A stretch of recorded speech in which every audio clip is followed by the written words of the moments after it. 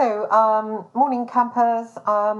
Just want to do a quick vlog about the update with two things really. The Rebecca Lewis again with David Beckham coming forward to speak about David Beckham, and I just wanted to share that it was that affair that destroyed the news of the world because after David Beckham got exposed for having an affair by the News of the World for Rebecca Lewis, then his lawyer found out that the phone messages were intercepted, and he rang Greg Miskew, the news editor in the News of the World, and said, literally, I'm going to find out who did that, and when I do, I'm going to put them away. And Greg Miskew had dinner with me. I'd just come back from Belfast writing about the Real IRA for the Sunday Times, and I said I need work, and he said, "Oh, we've all gone high tech, and we don't need sort of investigative journalists anymore." And I said, "Well, what are you doing?" Because I'd been a private investigator for many, many years, and so I knew about the business, and there's no such thing as going high tech. And he then wouldn't tell me, but he was speaking to a guy called Glyn. So I got home and rang John Boyle, who originally brought the phone hacking into the News of the World without me knowing. John Boyle worked for XMI6 agencies and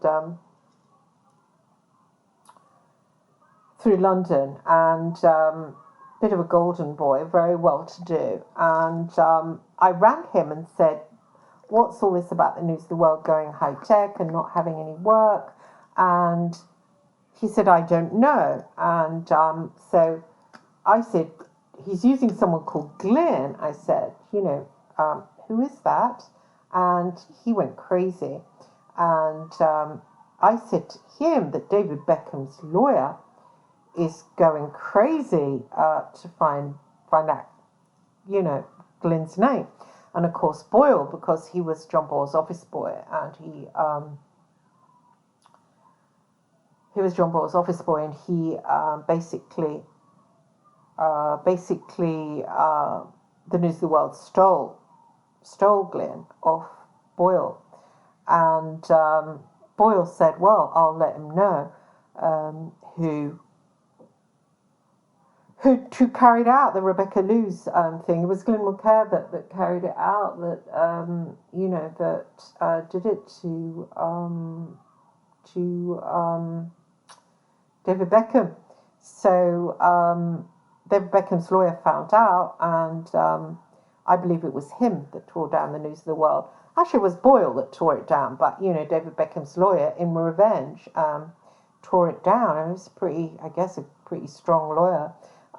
This is just one part of the blog that I wanted to do, and also about how it's all kicking off in the Middle East. And I believe this is end times. I do channeling, as you guys know, and any time I do any channeling, I always hear about that it's not going to go forward, and we only have about 20 years left, 25, 20, the year 2045, and what's happening now, the flames in the Middle East, it's just going to take off everywhere and involve the whole world. And it's not going to be great what's going to happen. There's going to be more lockdowns, and I believe it's going to be a communist takeover eventually. And what it is, though, it's an energy that's taking over. It's began with COVID. That was when it came out in the open, and it is just reducing the frequency of the planet and turning it into a slave system.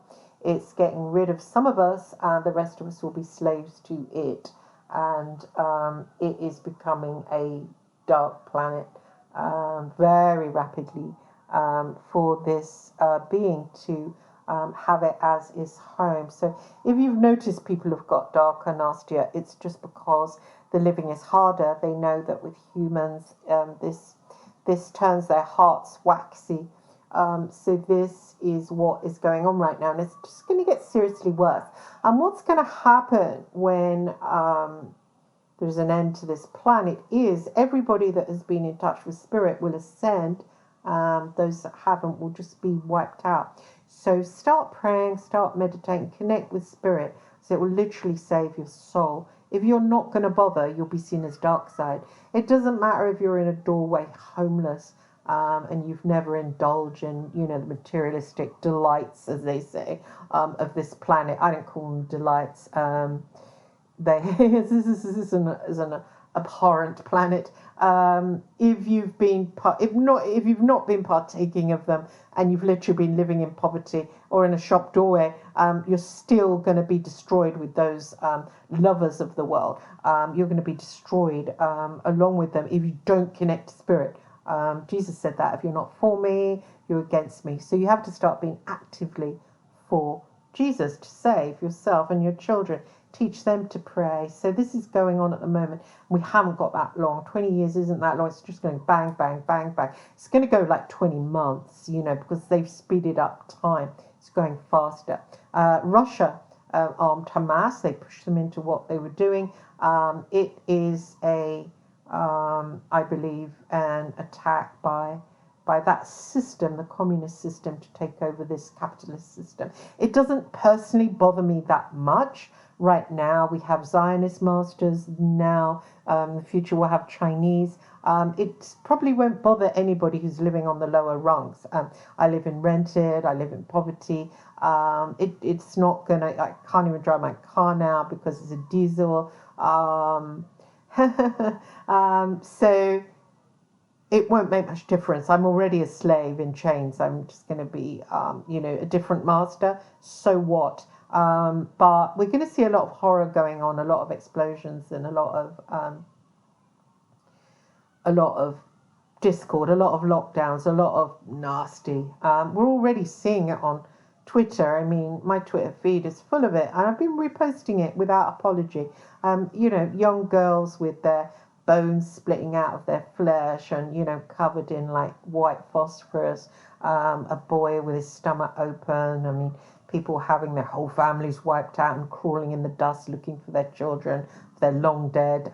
It's just, it's sickening. And if you try and mention it, sometimes you've got, but what about what happened on October the 7th? I mean, you're not supposed to be tit for tat here. Jesus came and said, forgive, just forgive. I mean, my father, my adoptive father, because I was an orphan, adopted at age 4, he sexually abused me, then popped me back in care when I was 13. I'm too old to use anymore. He was a paedophile. I've learnt to forgive. You have to forgive. You can't go tit for tat. You can't. It's really hard. I've just heard a tape that was played to me by another private investigator of Graham Johnson. Graham Johnson, who carried out the Sienna Miller scam. I believe now it's going to come to light. This horseshit that I rang her GP and caused her to have an abortion. The BBC tried to smear me with that, caused me to have a breakdown. I was really upset, and tried to sue them. That didn't get anywhere. The BBC are snakes, and they are in bed with Graham Johnson, believe it or not. They are. They started a long time ago being in bed with Graham Johnson with the framing of a 14-year-old, Stephen Houghton, and I believe that story is going to resurrect itself. I was questioned the other day, did I know where Stephen Houghton was, by some group of men, that journalists, quite frankly. So they are, hunting down this guy. I don't suppose he'd be hard to find. And that story about this kid being framed with this gun, basically, they wanted young boys to hold guns, and basically they bought some guns or acquired them, and this gun was thrust at this child, and this child ended up in prison for 5 years. Then got institutionalized and carried on being in prison. I think he's about 28 now. But they don't give a shit. This is the BBC that did that. It's disgusting. They give him 50 quid. Here, have 50 quid, ruin your entire life. But we're the BBC, we don't care. And this is in cahoots with Johnson. And they came at me on this Sienna Miller lie. And I have been I didn't know what had actually gone on with Sienna Miller. And I didn't actually know what had gone on with Sienna Miller. And basically, I was rung up by the Sun News Desk. I just got back from Belfast, and where I've been working as a journalist for the Sunday Times. And Johnson just lies about my past and who I am. And apparently all I've done all my life is sit in a room. What the fuck? He's whitewashed my entire history. And that as a kid in care, that's all I've got. All I've got is, you know, I literally wanted to be a journalist and, yeah, made it as being a journalist, and he's whitewashed that. So he said to, I've just been played a tape. This thing with this Sienna Miller thing, I was rung up in, I can't remember what it was, but I was sitting outside my friend Hugh Burnett's house, got a phone call. Now, Sienna Miller is online as going to play me in a movie. It was in the Sunday Mirror. She was going to play me in a movie of my life from my book, Searching for Daddy. You can Google it. It's out there. You put in Christine Hart, Sienna Miller, Ian Brady. Comes up. So when she's mentioned, I normally tell people that little anecdote. So it, you know, it's like a bell in my mind. It's not just someone I just doesn't like a bell. So Chris Farrow from The Sun rang. I remember sitting there. I remember I was sitting there, just dropped my son off at school, just about to go in to see Hugh Burnett, and my best friend. He was a journalist, ex-MI6, and which was in his obituary, if anybody thinks I'm exaggerating about his importance in life. And a call came from Chris Farrow from The Sun. Sienna Miller's had an abortion. I'm like, what the fuck? I mean, I literally couldn't believe it. It's not a story. I'd come back from Belfast writing about the UDA and the Real IRA, and literally going down to South Armagh, getting communications from Portlaoise, etc. Proper journalism, risking my life to get, you know, I know they're interested in celebrities. That's taking it too far. I was just disgusted. And I know in the past, you know, they've been involved in blackmail regarding the issue of abortion. And so I was like, fuck, will I work on that? It's not a story. And why the fuck, you know, would you be interested in a starlet having an abortion? It's disgusting. And I was really shocked. And I was like, what? And I said, whose is it? I mean, my first thought, just curiosity. Jude Law. Here, ring Jude Law. What the fuck? Ring him. Say, oh, hello, have you, your girlfriend's had an abortion. I mean, what the fuck? And I was shocked, horrified. They told me to ring up her clinic where she'd been. Apparently they had a surveillance outside.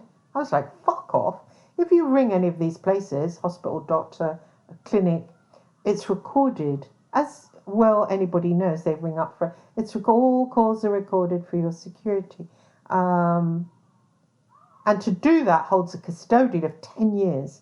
I'm not going to go to prison just because I'm a journalist and an editor tells me to do something illegal. I'm not going to fucking do it. What I did in the past, asked things like this, do this, do that. And you think, hang on, that's illegal. Go and score drugs over there at that nightclub. What's illegal?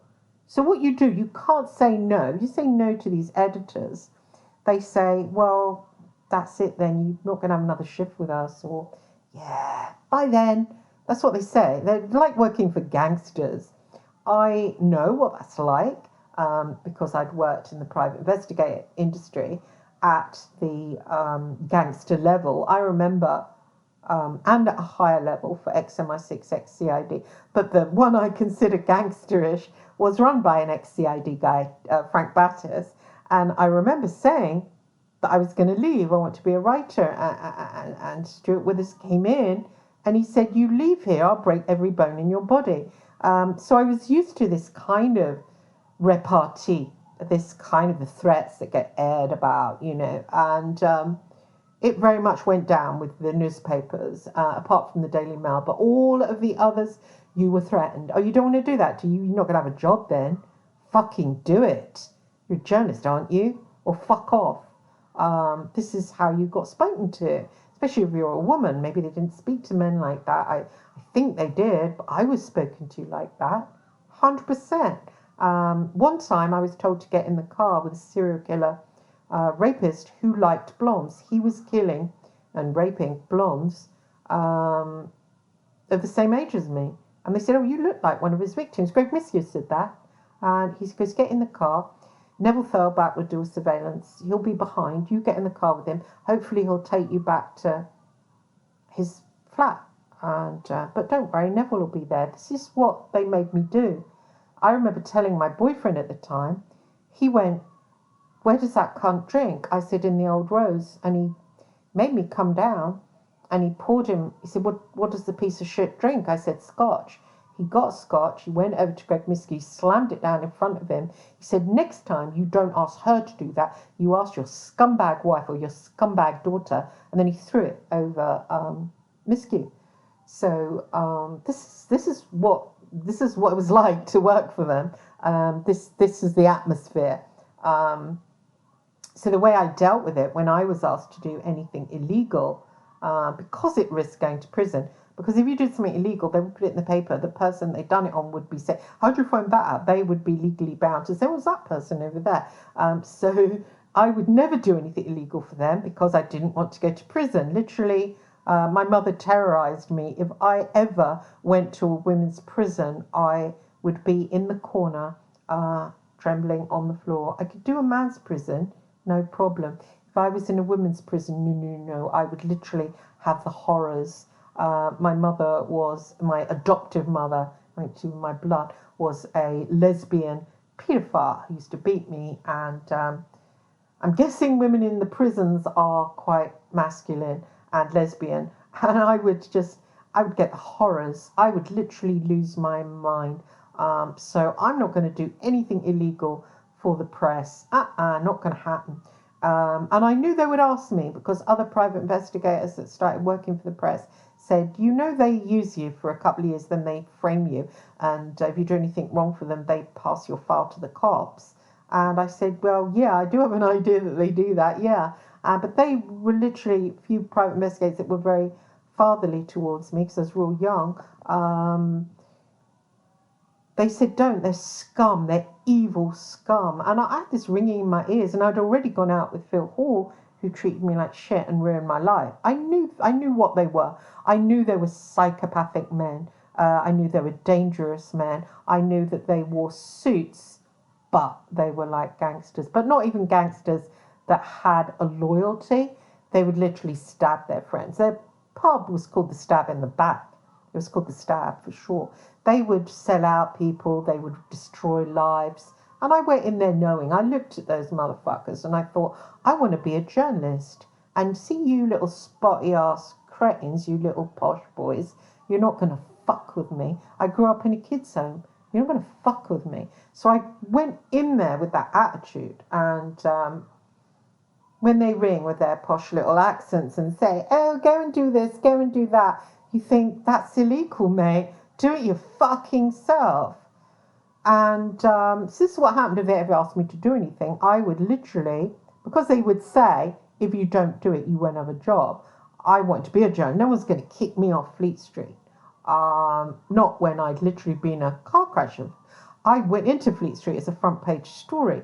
So I literally knew Fleet Street when I was 22 and I was going in the pubs in Fleet Street and I'd been a story. I knew it long before the likes of Graham Johnson even thought of it. So there's no way I'm going to be shit catchers for the likes of Johnson. and the middle class boys that were there. No, nobody tells me what to do. And they would say, "I'll go and do this, go and do," and it would be illegal. And I'd think, well, I'm not going to do that, bitch. And one time, and this is how this started with asking me to do things. If someone had gone into a clinic, Greg Miskew, and I'd come in one day after doing a gun running story and literally strung out and putting yourself in danger with Eastern European gangsters. And he had, and it was to do with the IRA and doing shipping stuff out there to Crossmy Glen. And I remember he brought up Cheryl Cole's tits. And after you've been doing proper journalism, to just, I don't know, to get some screwy person talk about someone's tits, I literally, what the fuck? And he went, "Oh, ring up this clinic. Cheryl Cole's had a boob job." And I remember sitting down, he passed me the phone, slammed it in front of me quite disrespectfully, I have to say. "There's the number, ring them up." I said, "What do I say?" Never been asked to do that in my entire life before. Never. Because people in the real world don't want to know about people's tits or whether they're pregnant or not. It's the press. So I thought, well, hang on. It's one of these places that, I know full well you ring up and they say, "All calls are recorded for your security." And I thought, well, fuck am I? I'm not going to have my voice taped and you do a story on it and the police, or she, calls the police and I get banged up in a bloody women's prison. So I remember the phone was ringing and I was trying to think quickly. I was very exhausted. I was trying to think quickly and I thought, shit. And I was kind of balancing it. Should I just do this and push myself and fuck knows what? I didn't even know what to say to them. Or I was literally, my mind was spinning as this phone was ringing really fast. Hell, I was like a rabbit in headlights. And then something happened. Miskew got his fat body off his chair, walked across the room. No, I'm being mean, he wasn't fat. Walked across the room and I thought, yes. And I put my finger over the little dial and he looked round at me and I was just making out I was talking. And I saw him coming back, slammed down the phone. I went, "Yes, boob job, 100% right." And he turned around, he shouted across the office, "Christine can get medical records." And I thought, what the fuck? Firstly, why would you do that? Secondly, I haven't done it. Thirdly, it's fucking illegal. Why would you shout that across the office? I now know that he had somebody that could do that he wanted to keep on the QT. So he thought, I know, I'll pretend it's Christine. So this went on, and then I told him that I was in the Priory, going in there maybe once a week and getting hypnosis and EMDR for my rape as a child, to reframe it, to forgive. And I've just been played a tape by Johnson saying that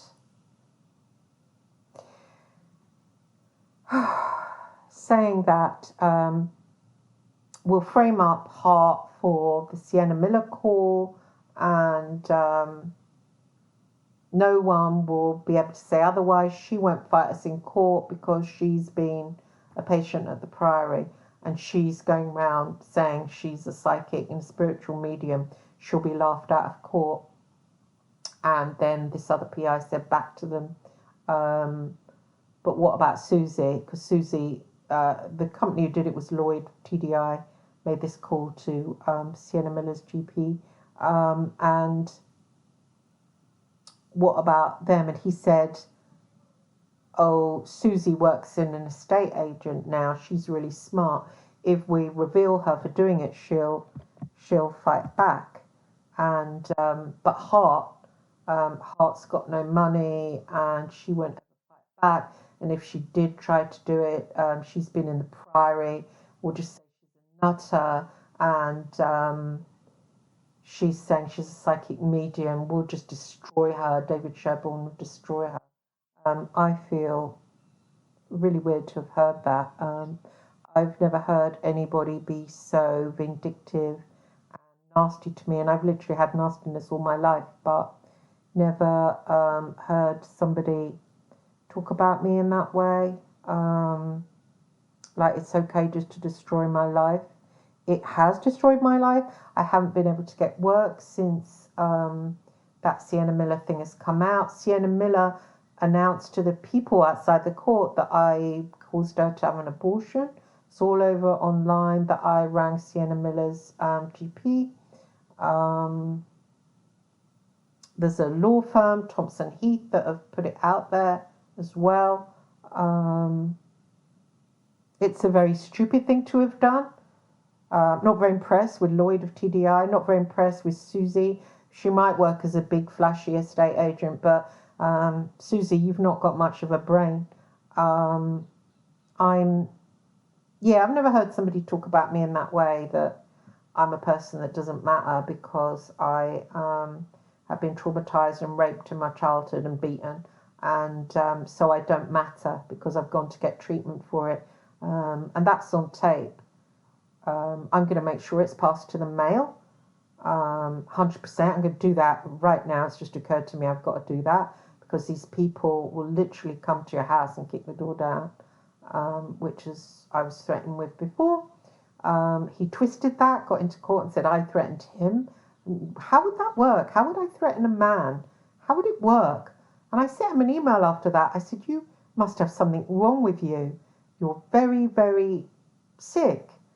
And he went to court the next day and said I threatened him again. I put the email on Twitter. I said, it's not a threat. I just said to him, don't contact me again. He is like a woman that will say that you've raped them. He's very dangerous. He'll say anything. Graham, I know you're listening to this. I'm not your victim in life. Do you understand? I'm not your victim to get an extension on your £3 million house. I'm not your victim for you to forward your name that you're a whistleblower on the press. That was me. I was a whistleblower on the press, not you. You weren't an insider. You got sacked for the Beast of Bodmin Moor. I was a kick-ass journalist. You pissed all over that. You can't just take somebody, another human being, and think, I know, I'll make that your victim, my victim. I'll forward myself on that person. You did that in the past with that kid and that gun, Stephen Houghton. You did that to him. And you've done it to other people. You've done that through your life. You've walked through life and you've hurt other people. Gavin Burrows' wife has got cancer in her brain. She believes that that is because of stress caused by you. I will second her on that because I believe it too. The family had to move because they were scared of you because you said you were going to get Liverpool gangsters against them. So that has gone on. And there you are in your £3 million house and you think everything's great, life's great. I mean, how is life great when you target other people like that? You actually said that. If someone told me that you said that about me, that you said, we'll frame her up for, we framed her up for Sienna Miller. She can't fight back. She's been in the Priory. She's a nutter. And she goes around saying she's a psychic and a medium. No one's going to believe her when she tries to defend herself. Well, you didn't put it in those words, but nobody's going to believe her. We can say what we like about her. And you did. You put that into the court, which is why I was very upset. You had certain other people as witnesses backing you up. Yeah. Wow. What the fuck? If somebody had told me you said that, Graham Johnson, because you sat me in the eye, had dinner with me, and I just think when you break bread with somebody, it's kind of sacred. But you sat there knowing you were doing that about me. And you brought up psychic stuff. Listen, I'll tell you about psychic stuff, shall I? I was born into an orphanage, okay? I was the daughter of a 13-year-old prostitute. I was put in an orphanage and I wasn't touched. And I was adopted late and I went to them and they were abusive to me. What happens with a kid like that? They become mediumistic because they're not wanted in this world. They retreat into another world and they become the channelers, the spirit mediums. Um, it's not screwy. Do you understand me? Absolutely not. But go ahead and try and put that out there. I welcome being tested. Last year, on my birthday, the ITV were doing a program on psychics, and they invited me up to get tested. Now, I didn't mind that. I thought, if spirit wants this for me, then it will go ahead and help me. If it doesn't, it won't help me, because when you've got that gift, it's not you doing it, it's spirit doing it. You know, if they want to pull back on that, you haven't got anything going on. If they want to give to you, then you've got it going on. So I try not to be abusive to spirit. So it went awesomely. I met with the producers, high up people on the ITV network, and they were very impressed by me. And it was such an amazing birthday present to myself. And there was another 2 psychics there. One of them was really famous. He does it to an audience. And he said to me, going, he said, "You're really good." And yeah, it's not something I sought out for myself. It was something that came to me. And you can't just dismiss a person that, oh, they've got that, so that means they're crazy. And, oh, you were in the Priory. Well, I wasn't ever in the Priory. I went as a day patient. And secondly, all your celebrity friends were there. Don't call them names. I was there to get healing for being raped as a child, because it has a pretty big impact on you. I wasn't going along there frothing at the mouth. I went there, and Mark Collins says, "There's nothing wrong with you." And I said, "But I want treatment for the sexual abuse. I need to forgive my father." And I had to persuade him to take me. So you can't just dismiss me. Now, if somebody had just told me, "You said that about me as regards Sienna Miller, we'll frame her up and it doesn't matter, and we can't tell, we can't say it was Susie because she's doing well, and you knew full well it was Lloyd's agency, you knew full well it was Susie, and you said you'll leave them out of the frame because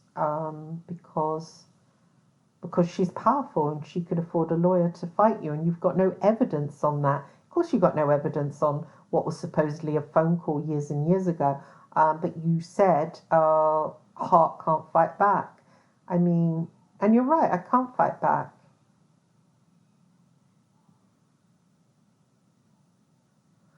And this is what you do. You pick women and children because they can't fight back. You picked Stephen Houghton, he was 14 years of age. And you brought in the BBC with him. And you're bringing in the BBC. You brought in the BBC with me. They push me into a breakdown. They push me over Sienna Miller. I actually get horrors whenever I hear her fucking name. Good job I can't afford to go in M&S now, isn't it? So the BBC, literally, that producer rang me constantly. "You're a very good liar, Graham. You convinced him," but mind you, he's an arsehole. "You convinced him that I was to blame for that." So this guy, this producer from the BBC, would literally ring me, withholding the call. So I'd pick up and go, "You've hurt Sienna Miller. She's in trauma." It was bullying, really. I look back on that and I reacted like, I didn't, I swear to you. And I was literally driving round before the diesel thing came in and having conversations in my head, but I didn't do that. And over and over again, "That's what you did to me. It's fucking unforgivable." Absolutely unforgivable. And then only after it had all gone through, I remember sending an email to Guy Patrick about something completely unrelated, and something I found that was online, but it was old, that he had said. And I sent him an email. "Fuck you." I dated Guy Patrick back in the day. "Fuck you." And then he rang me. I was in the bar, and he was friendly. He was like, "Hey, oh, thanks for the email, long time no see," which I thought was weird. And then he said, "Oh, so you got blamed for that Sienna Miller thing. Everybody felt sorry for you. But you were an easy mark," followed by laughter. I literally was in the bath. I went completely cold. And I gripped the phone because I thought I'd drop it. And I just wanted him to talk more and tell me, what the fuck do you mean? What the fuck do you mean? What does everyone know? Because I didn't know. And I played along and I said, yeah, I know, it was bad, it was bad. And he went, yeah, everyone knew it was Susie, followed by more laughter. I literally, my blood was running cold, my heart was pumping. And I said, can I call you back? I called him back, I got it on tape. Then I questioned somebody else about it, and they told me that they had that on one of their tapes. It'd take them a long time to look it out. And then today they came to me and said, oh, I found it for you. My partner found it for you, and they played it. And honestly, it was really horrific. It was Graham Johnson saying that he saying it was, he knew Lloyd, he was going to, not drag him into it. And Susie was the one that made the call to Sienna Miller's doctor. And Susie now, she's an estate agent. She's very powerful, and she would fight us. And so we'll just blame Hart for it. And oh, she's in the Priory, and no one listened to her. She's saying she's a psychic. It's an easy couple of million or whatever. Apparently, I don't know how much Miller earned. Somebody said it's a good few million. And they all went off and had a party, and Miller came out of court and said that she aborted her baby because of me, because I made the phone call to her GP and found out she was pregnant. It was Susie through this Lloyd that had done it. The first time I heard about her baby was when there wasn't a baby. And she came out of court and said that I was responsible for her having the abortion. And that was all over the internet, as still is, and kept me out of work, because what a stupid thing to do, to ring someone's GP. And it's fucking highly illegal, it's highly stupid. But it's out there that I did it, totally destroying me. I couldn't even get a job counselling teenagers for free because of it. So, Graham, I know you're listening. You need to stop using me as your easy mark punch bag. There are repercussions for it.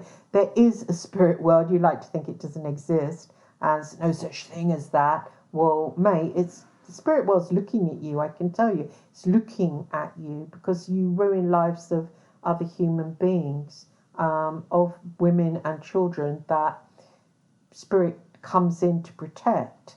And you are not in a good stead with spirit. So you can laugh and mock and say it doesn't exist, but when you close your eyes at night and you're in a dark room, spirit comes alive. It comes alive in your dreams. It comes alive in your good luck.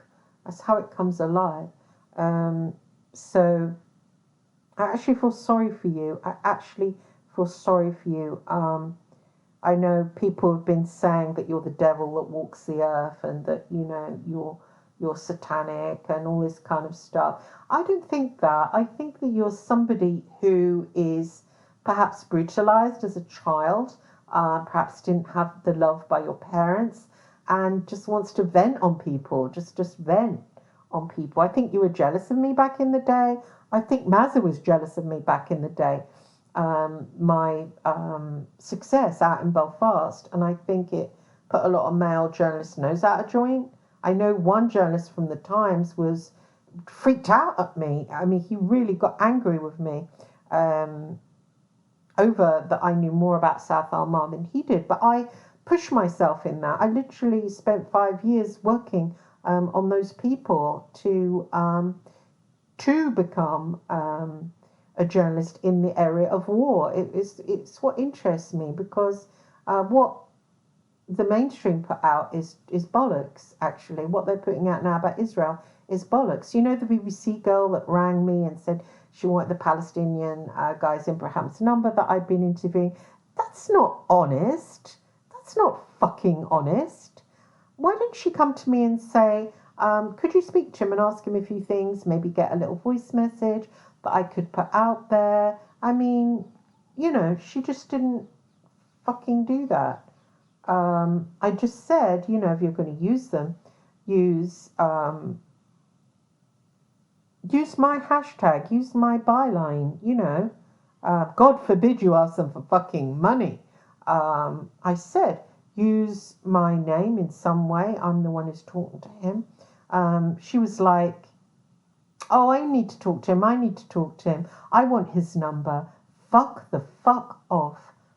You are not getting his number. This is the way they speak to you. This is how it goes down. They're dishonest. So I hope that the Daily Mail trial goes ahead. I know Graham Johnson, I'm guessing now that he thinks it's going to be an easy thing. We're going to destroy Christine Hart and make her look really bad because she's been at the Priory and says she's a shaman and a psychic. Well, how? I can tell you this much. When I speak and that judge hears me, he'll believe me because my testimony will be true. Yeah, do you understand? What you don't realize is people understand the ring of truth, especially in this day and age. Things have changed, and people understand the ring of truth when they hear people talk and they look in their eyes. This is why my interview with the BBC with James Hanning wasn't good enough for them. They want to bully me. They want me to trip up and say something. They accuse me of all sorts. And they accused me of stuff. There was journalists got together who was with me around that time and made me say stuff to James Hanning that was completely bollocks. And the BBC regurgitated it back to me. And they said, why are you laughing? And I said, well, I'm laughing because you're accusing me of things that are not true. And they didn't get the joke. And it wasn't, they just weren't true. They were just totally thrown in there to see where they would lead back to. You get treated like you're a total cunt. Yeah. So I hope the trial with Judge Nick Lynn will go ahead versus the Mail. I've been told that maybe it won't, and what a shame, because Johnson will just, you know, carry on his merry way, bullshitting about me. It's online now that I went to James Hewitt's car and stole a secret manuscript of his and his gold cufflinks. What the actual fuck? And something as well to do with Hugh Grant.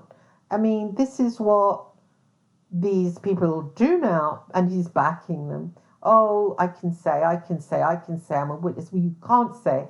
A, you didn't fucking know me from Adam. B, you were jealous of me. C, you've made up shit, and I've got it on tape now, which I'm going to pass to the Daily Mail as soon as I've finished doing this, that you've gloated that you can frame me up, and that you gloated that you framed me up for Sienna Miller. She blamed me publicly for her abortion. I'm fucking angry with her. Although I shouldn't be. I should forgive her. She's kind of quite lightweight. I'm guessing she doesn't really put a lot of thought into things. And when she's told stuff, she probably just believes it. So I must forgive her. It's hard. She made millions. I'm in penury because of her. And my child suffers and has suffered. So she lords it up. He hasn't had a holiday in fucking decades. So this is what annoys me. Children get hurt. Women get hurt. Gavin Burrows' wife is dying of cancer because of you, Graham Johnson. You terrified her out of her home. She was so scared that you were going to get gangsters from up in Liverpool to beat her up that she developed this brain tumour. And it is caused by stress. So doctors have said that. This is what you do to people. A young boy, Stephen Houghton, spent his life in prison because of you. I'm in poverty because of you. My son has known poverty and fear. I mean, we could get kicked out of here tomorrow. He knows that lifestyle. He was watching a YouTube the other day, kids on dumpsters growing up. And the BBC, this is how sick they are. They said to me, he's not a child anymore. He's a fucking teenager, you absolute scum. Anyway, he was watching kids living on a dumpster, and I thought, is he watching that? Because he knows at any moment we could be thrown out of here and might have to live on a dumpster. I can't support him, and I can't support him because of you, Graham Johnson. I can't even get a job as a voluntary teenage counsellor because of you, Graham Johnson. You made up shit about me. I didn't do any of those things you fucking accused me of because I'm too smart, and I don't do spotty ass journalists dirty work. Yeah, when I've been around Fleet Street fucking decades before they have, I don't do that for them.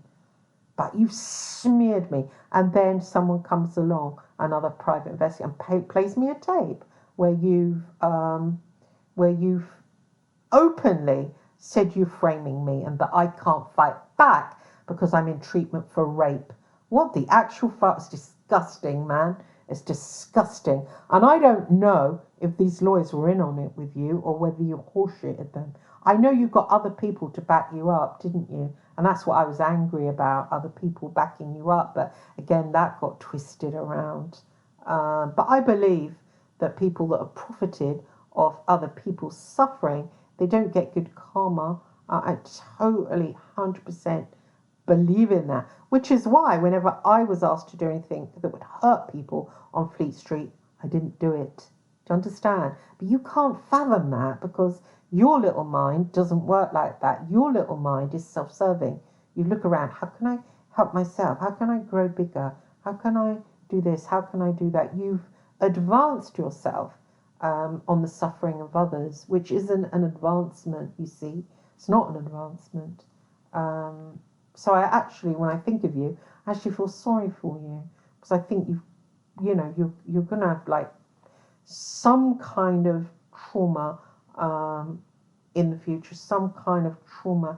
You don't give someone cancer. You don't ruin someone's life. And I can roll with the punches. I can live in a mold-filled, rat-infested apartment and fear living on the street. I grew up in care.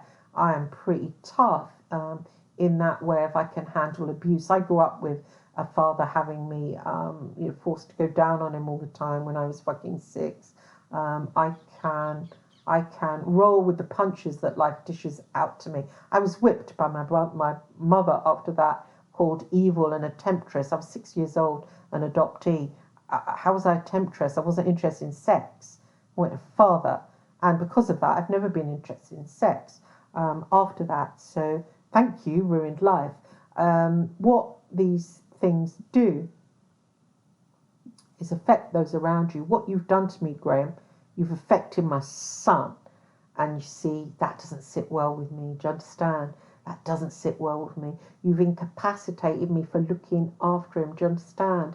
That doesn't sit well with me. You're an old man. I'm kind of old too. We're old. We're in our 50s. We're middle age.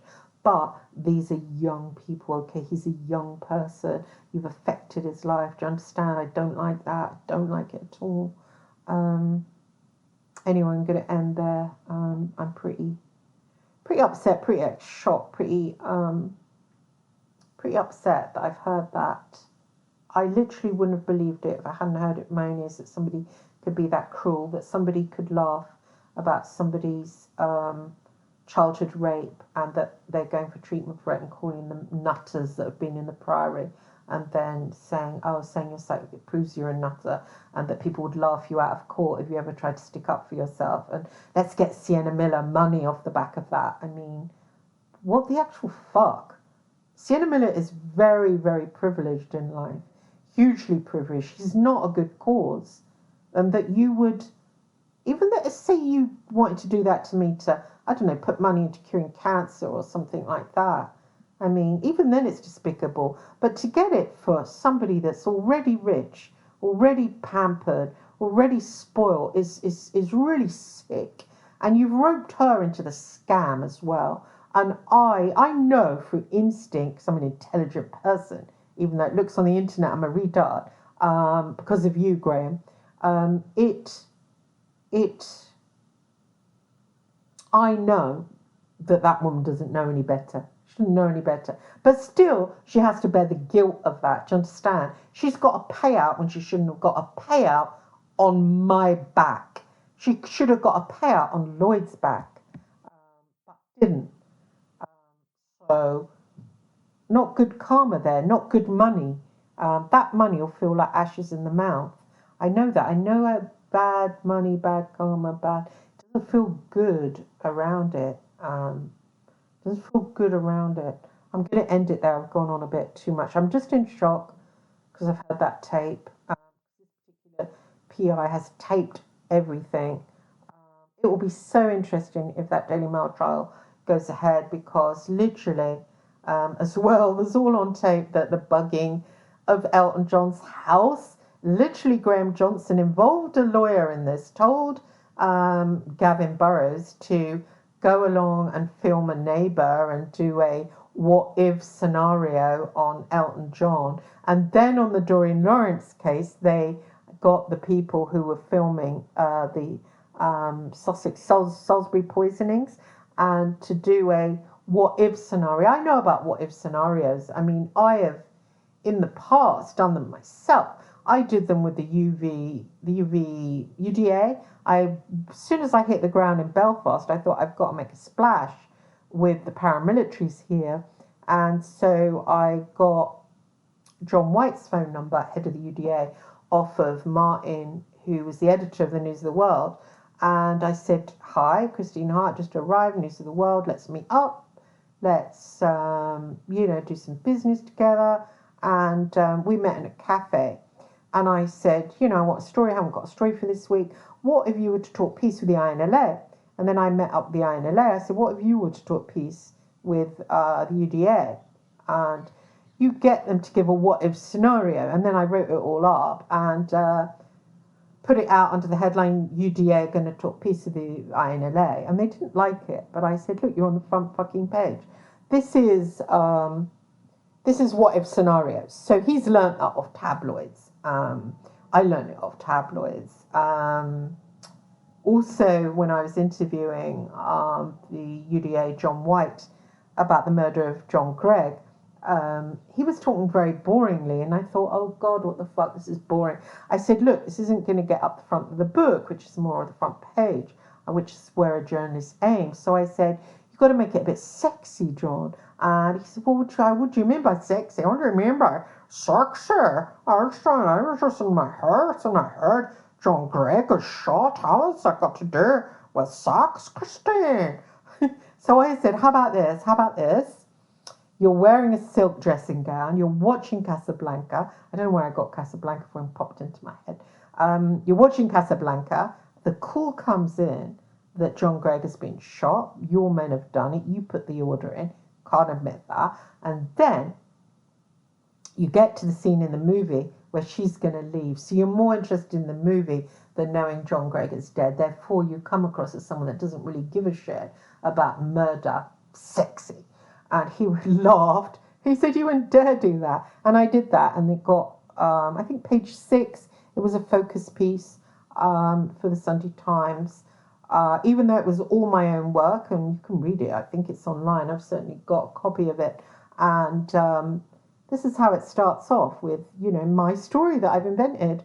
And it's got Liam Clark's name first. Then it's got some other bastard in the English office, Lucy something, my name last. And yet the whole thing is my story, my creation, literally story. So when you work for the tabloids, you're taught what if. What if he was wearing a silk dressing gown? He was drinking whiskey, clinking the ice cubes. You do that. So Graham Johnson has done that with Gavin Burrows. Do a what if scenario on Doreen Lawrence. What if, you bugged the cafe? So they went round finding a cafe that would be appropriate, and and then they got the law firm, roped in the law firm. Hopefully the law firm didn't know about it was a scam. Hopefully David Sherborne didn't know about the Sienna Miller thing being a scam. I don't think he'd want to get involved in that. I'm going to give it that he didn't know about that.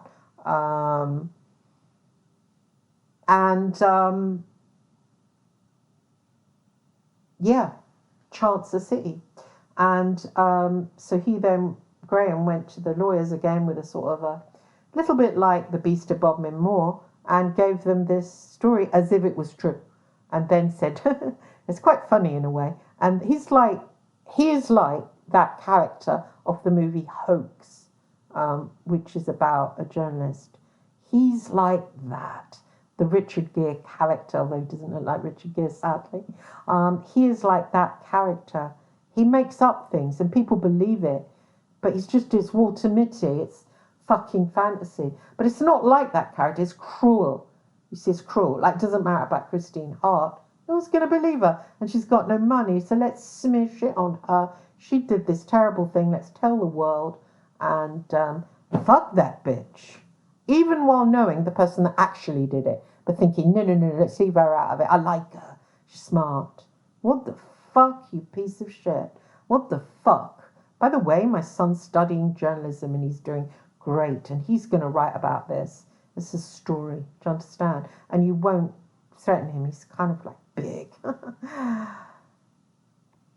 Sorry, I just can't even believe it. To hear that tape and to hear somebody talk about me as if I'm like a non-person, as if I just don't matter, as if they can stomp me into the ground, and based on my rape as a child, so using that against me, nobody's going to listen to her, you've been raped as a child and you had to go for treatment for it, nobody's going to listen to you, they're going to think you're a nutter. What, really? What? I mean, Jesus, it's just, I feel like going to the police. I think I might do. I actually think I might go to the police. Anyway, I'm going to end it here. I suppose I'll be laughed at and trolled. Oh, you can't go to the police for that. It's someone who set up a scam to get millions. That must be illegal. That must be fucking illegal. And I've got a tape saying I'm going to frame her. So it must be illegal. Must be. Mustn't it? Anyway, I'm not going to let this go. So, Graham, you can send whoever you want round, but you'll find my ex here. You'll also find my son here, who you haven't seen him for a little while, but he's got real big. Do you understand? So don't do I'm going to threaten you stuff and all the gangster stuff and making out that I've said it to you. Do not come near me. Do not come near me. There's so many people involved in this. Gavin Burrows is absolutely livid that his wife's dying of cancer. There's other journalists that are absolutely livid with you. There's journalists from the Daily Mail that are absolutely beside themselves, angry with you, that I believe have even go back to your childhood and people speaking to people you knew in childhood. They are that angry, and that's if the trial goes ahead or doesn't go ahead. And I can see, because it's just like this really horrid little chancer who is launching themselves on Lord Rothermere. May, not being funny, you're working class, May. And I know you've got Hugh Grant as a May and John Cleese, and they all believe you bizarrely, or maybe just admire your hoax style bollocks. They should watch that film Hoax and really let the penny drop, because they're going to come out bad if this gets exposed. And I think it will, because there's too many quite powerful men that want to expose it. As you've gauged rightly, I'm weak. I'm not going to go anywhere. I'm not going to expose it. Nobody's going to listen to this YouTube. Nobody. I'm just venting here. Nobody's going to listen to it. But there's men around. They're very powerful. Men that have got money. Men that have got power. I have to say, one of them is Lord Rothermere, no? You're working class and you've decided to aim yourself at a peer. What the fuck? Who would do that? And to destroy his reputation of his newspaper. And his newspaper is Holly, with Paul on your end. How long will you be? 4 minutes. Okay, pushed. Sorry, excuse me, it's my son. You've decided to attack a peer of the realm and to smear his reputation. Now, I know that James Hanning is saying, they were phone hacking. Now, I know the Daily Mail inside out. They were not phone hacking. John Boyle brought phone hacking into Fleet Street. Do you understand? He couldn't get anywhere with the Daily Mail. He got somewhere with the Sunday Mirror. He got somewhere with the Mirror. and he got somewhere with the News of the World. Later, he got somewhere with the Sun. The Mail wouldn't have him. Do you understand? When the News of the World nicked his office boy, Mulcair, there was another boy, Andy Gadd, that came out of John Boyle's office, where the root ground zero evil phone hacking came from. The Mail weren't involved. I'm sorry to upset you people. They weren't involved in it. And actually, their people were really careful when doing investigations. Don't ever do anything illegal for us. That's how they played their investigations, and you've literally gone to them. And one of your games is that you smear me as really dark and say, look, you employed her. I was employed by them as a fucking journalist. And a time early on employed by them to do research, bona fide research, which is journalistic. It's journalistic, absolutely journalistic. And how I became a journalist. So to get someone like Gavin Burrows and to just make up that stuff about Doreen Lawrence and just to smear somebody who's very socially above you is, I don't know, it's weird. It really does remind me of that movie, of that guy who did that. But you're a dark version of that, Graham Johnson. You've really hurt people's lives. I literally sat there with the Daily Mail, cried over, I said, he's diminished me in the eyes of the public. He's made out I'm this, and told people I'm this. And the added bit is that, as if that wasn't enough, he added that I threatened and abused him, like I'm a gangster as well. I mean, I will never work again. If it weren't for my son, I would have committed suicide over this. And his end game is to get money for himself and for the already rich. What a worthy cause, eh? So I'll end it there. I just want to say I hope Judge Nicklin has sense. I hope the trial goes ahead, and I hope this piece of shit is exposed.